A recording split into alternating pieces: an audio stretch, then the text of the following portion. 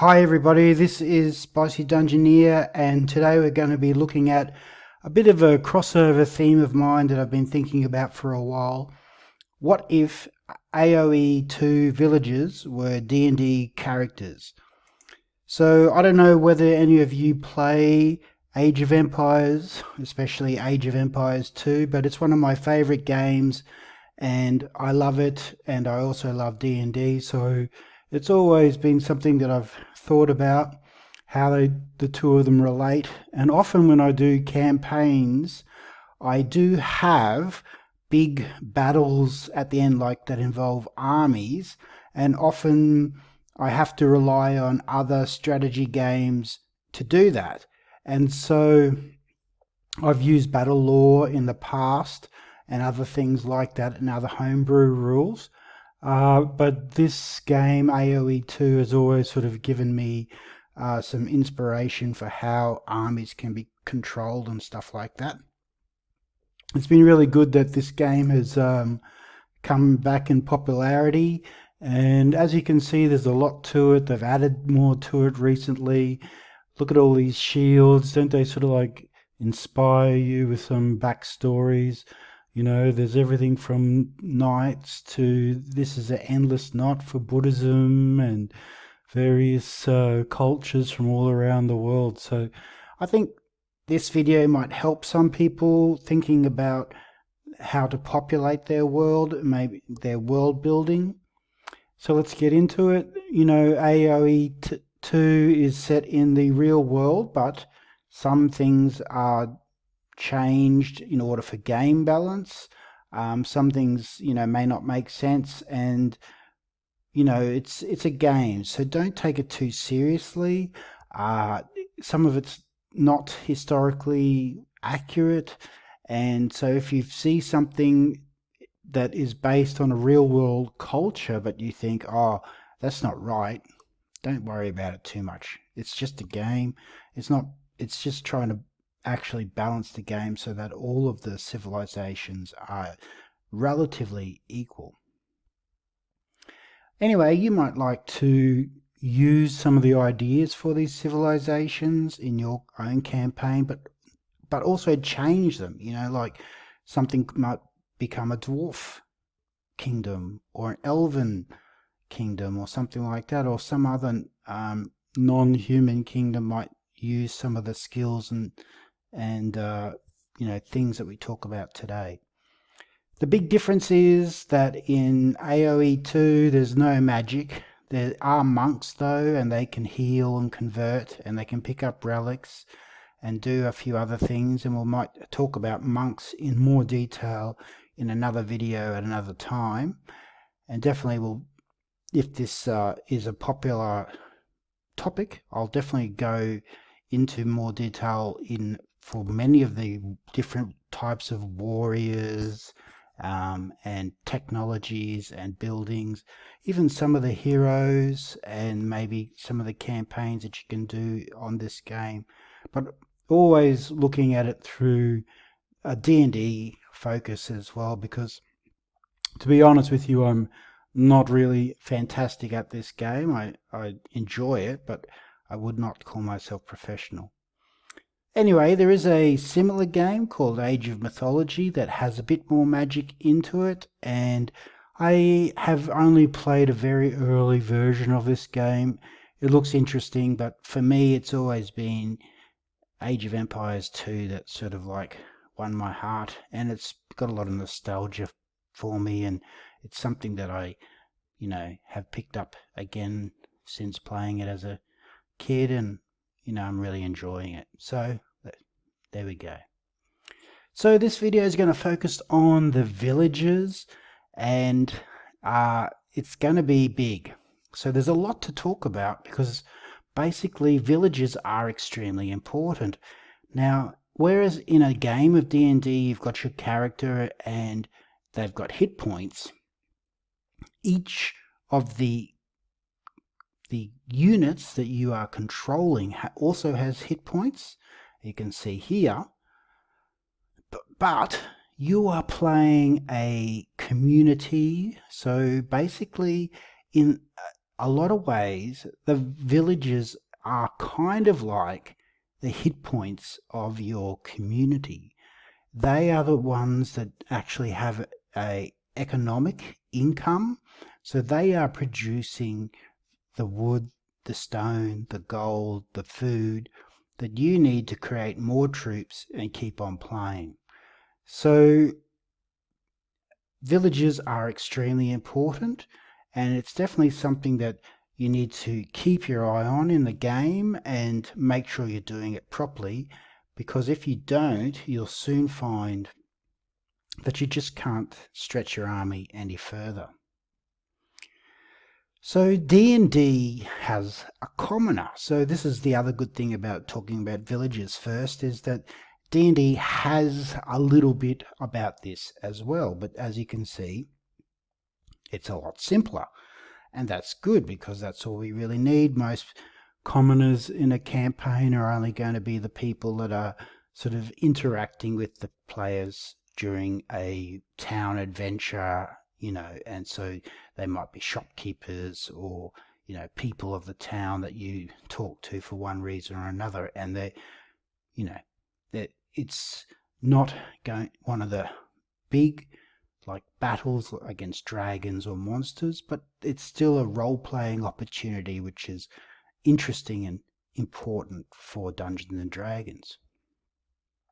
And this commoner class is very similar to the villager, but the villager has lots of different roles, and basically it's going to be able to do all of these things. And to convert that into a D&D campaign, you will have different villagers here, and so that's one of the reasons why we might need a couple of videos to cover everything, because there's so much that the villager is involved in. So the villager is strong against buildings and rams and trebuchets, and also in small numbers of skirmishers. So they have 25 hit points in the Age of Empires game, but that is too much for D&D, and so we'll have to change that. They can garrison inside a building, which is something that we don't normally talk about too much in D&D unless there's special circumstances. And you can see, if you look at the animations, that the male usually fights with a poignard and the villager fights with a knife, which is also a little bit different than the Dungeons and Dragons version. So just looking at that, I created this character sheet here, and this is going to be a document that I'm going to put into Google Docs perhaps, or some other way that I can share it with you, and I'll put that link in the description so you don't have to madly write this all down. But you can see that I have added that knife, but if you want to keep the club, there's no reason why you couldn't. If it's always good for the villagers to have options if they come across different encounters and need different types of damage. So I've changed these hit points.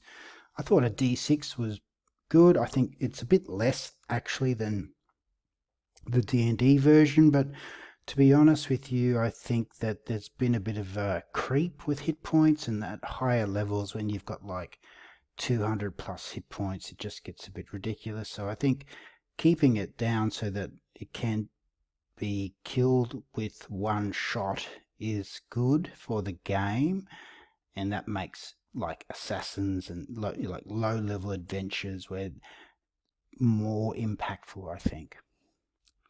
Anyway, you can see they've got one language, usually their hometown, and all their stats are 10. So their armor class is 10 because they're not wearing any armor. And I did reduce their speed because I thought, well, you'll see later that they get some speed bonuses, and if you let that go, it could get quite fast. So basically I thought they're not heroes, so they're not madly dashing around everywhere like player characters are. They may not even be as, fit and robust. So they're not doing that 30 movement speed. They're usually walking around at 25.